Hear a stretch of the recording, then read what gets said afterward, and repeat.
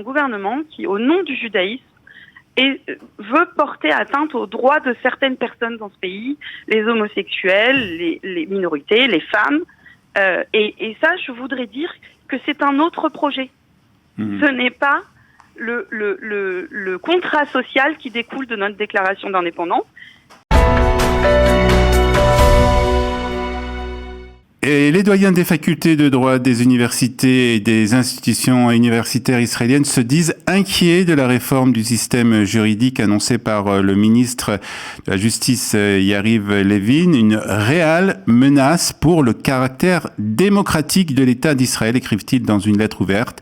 Pour en parler, nous sommes ce matin avec Dorit Fretsch, qui est doyen adjointe de la faculté de droit de l'université de Tel Aviv. Dorit, shalom, bonjour. Bonjour Olivier. Merci d'être avec nous ce matin pour parler de cette lettre ouverte. Vous êtes en tout cas, vous faites partie de ces initiatrices et des initiateurs de cette lettre ouverte. D'abord, comment est née l'idée de rédiger cette lettre ? Je crois qu'on assiste ces dernières semaines à une très très forte mobilisation de la société civile. Et l'Académie fait partie de cette société civile. On a hier 170 mairies aussi qui se sont exprimées. Je crois que c'est une mobilisation très très large et il faut que les citoyens israéliens prêtent attention à cette mobilisation puisque notre rôle est vraiment d'informer et d'alerter lorsqu'on estime qu'une mesure est dangereuse pour notre démocratie. Alors, on va parler de cette mesure et on va parler aussi de la manifestation qui a eu lieu samedi soir. Je crois que vous y avez participé aussi ? Tout à fait.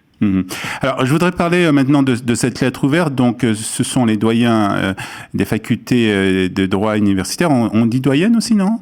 Ou seulement doyens et doyennes. Ouais. Puisque je crois qu'il y a pas mal de doyennes aussi des facultés de droit des universités et des institutions universitaires israéliennes qui ont écrit cette lettre. Alors, quel est son contenu, Dorit ? Écoutez, je crois que nous essayons d'alerter sur le fait que ce qu'on nous présente comme une réforme, la réformata Meshilut, n'est pas une réforme finalement, mais un changement de régime. Ah, carrément. Oui, c'est un changement de régime. Et je pense qu'il faut rappeler quels sont les principes fondateurs d'une démocratie. Parce que il y a une espèce de confusion dans la société, on entend un peu tout et n'importe quoi. La séparation des pouvoirs est un principe fondateur de la démocratie. On sépare les différentes fonctions de l'État afin de limiter l'arbitraire, d'empêcher les abus. On a le pouvoir législatif qui est exercé par la Knesset, le pouvoir exécutif par le chef de l'État et le gouvernement, et le pouvoir judiciaire qui revient donc au système judiciaire.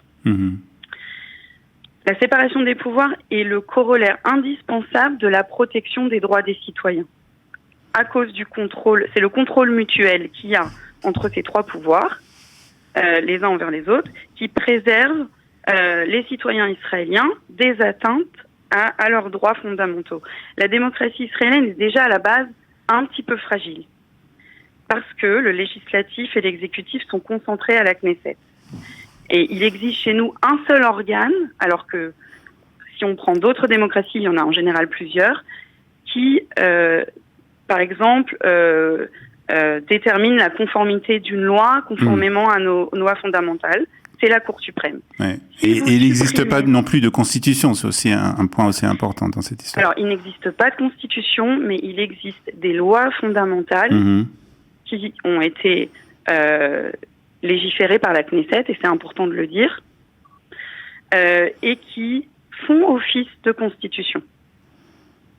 Alors, ce partage entre les différents pouvoirs, le pouvoir exécutif, législatif et le système judiciaire, je suppose que Yariv Levin le connaît bien entendu, puisqu'il est ministre de la Justice, il est lui-même une formation de droit. Et en fait, ce que Yariv Levin explique, c'est qu'il y a eu, dans ces dernières années, et Benjamin Netanyahu aussi l'a expliqué, il y a eu ces dernières années une exagération de la part du système juridique israélien dans justement dans l'interaction avec la loi israélienne. Est-ce que vous ressentez ces propos? Est-ce que vous comprenez ces propos quelque part?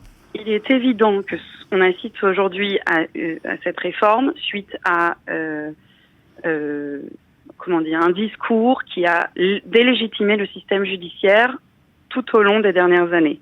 Ce n'est pas arrivé comme ça, comme un cheveu sur la soupe. Moi, je vous propose qu'on regarde les faits, d'accord ?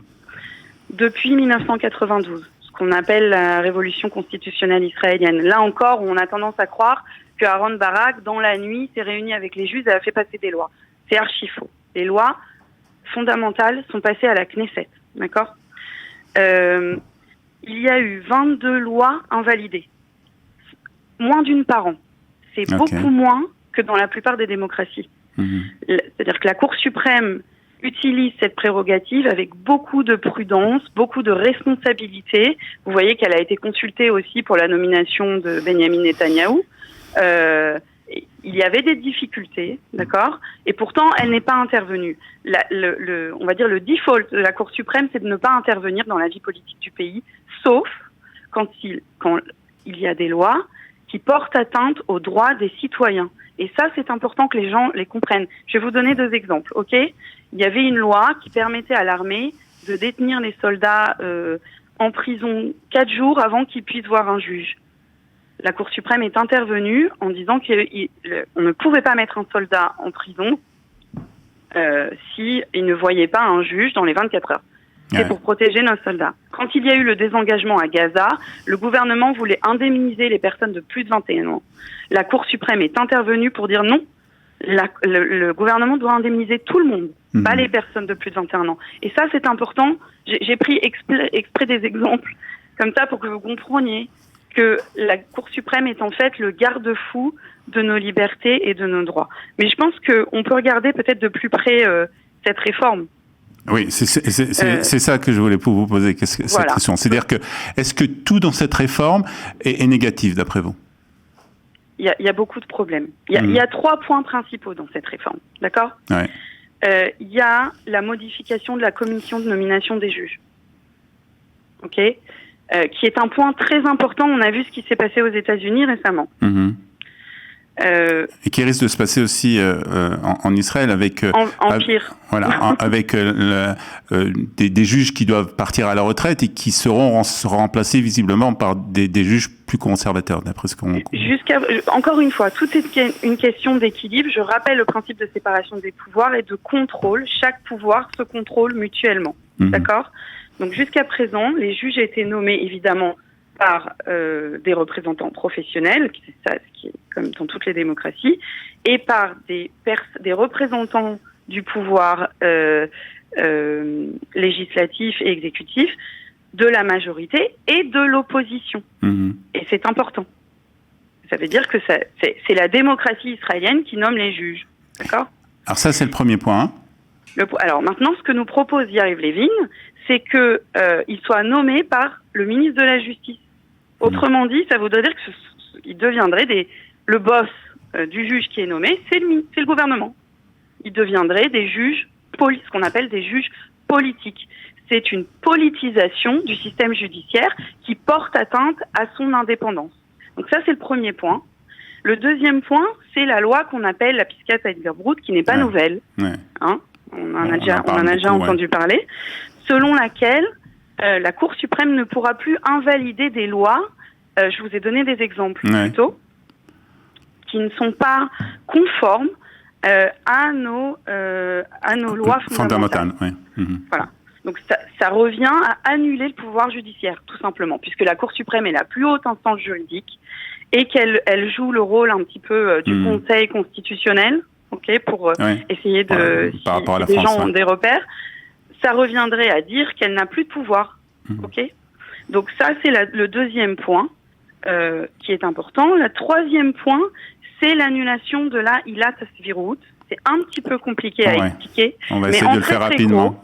Voilà. En très très gros, ça veut dire, ça vous permet en tant que citoyen, si vous pensez que vos droits ont été bafoués par un représentant de l'autorité, des autorités administratives ou locales, de vous tourner vers le tribunal. Autrement dit, le pouvoir devient illimité, d'accord ? On n'a plus aucune instance qui limite le pouvoir politique, donc ce n'est plus une démocratie et les citoyens sont laissés à la merci du pouvoir politique. C'est une situation extrêmement dangereuse. Alors, Dorit, je voudrais, parce qu'on doit terminer, je voudrais quand même vous poser une question. On peut entendre aussi les remarques qui sont faites par le ministre de la Justice, par le gouvernement, par Benyamin Netanyahou. Est-ce que vous pensez pas quand même qu'il devrait y avoir un dialogue qui s'installe entre justement le ministre de la Justice, le gouvernement et le système judiciaire? On a vu hier qu'il y avait eu une première rencontre qui a eu lieu entre la présidente de la Cour suprême, Esther Hayout, et le ministre de la Justice. Est-ce que vous ne pensez pas quand même qu'il devrait y avoir un dialogue plus élargi entre ces deux institutions? Je pense que le but de la lettre que nous avons publiée, c'est le dialogue. D'accord. Et je pense que il ne faut absolument... C'est le plus important, mais ça doit se faire avec tolérance, sans violence.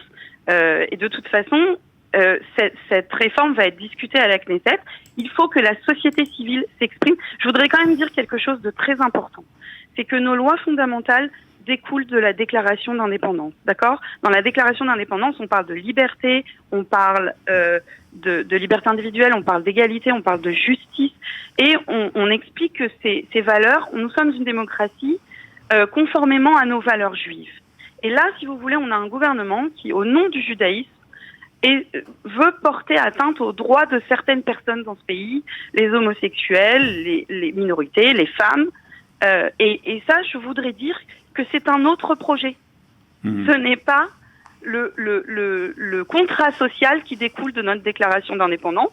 C'est un dévoiement de ce projet qui justifie presque une nouvelle déclaration d'indépendance. Et je pense que la société civile doit débattre. Les gens qui ont à cœur de continuer à vivre dans un État juif et démocratique doivent s'exprimer, doivent aller manifester, doivent exprimer leur désaccord parce que gagner les élections donne le mandat à un gouvernement pour... vous savez, le gouvernement peut tout faire, il peut même changer les lois fondamentales. Il faut se demander pourquoi est-ce que la chose la plus urgente qu'il fait, c'est de limiter le pouvoir judiciaire. Donc les gens qui ont à cœur de continuer à vivre dans un État juif et démocratique doivent s'exprimer pour que ne soit pas défait ce que nous avons mis 75 ans à construire. Et comme je le dis, lorsque vous gagnez les élections, vous avez tout à fait le droit d'orienter votre politique dans telle ou telle direction. Personne ne conteste cela, évidemment, mais certainement pas celui de détruire les instances démocratiques du pays. Et c'est de ça dont il s'agit. Très bien, on va s'arrêter là. Merci en tout cas d'avoir été avec nous, Dorit Frej. Vous êtes, je rappelle, la doyen adjointe de la faculté de droit de l'Université de Tel Aviv. Merci, Shalom Boker Tov. Merci, Olivier.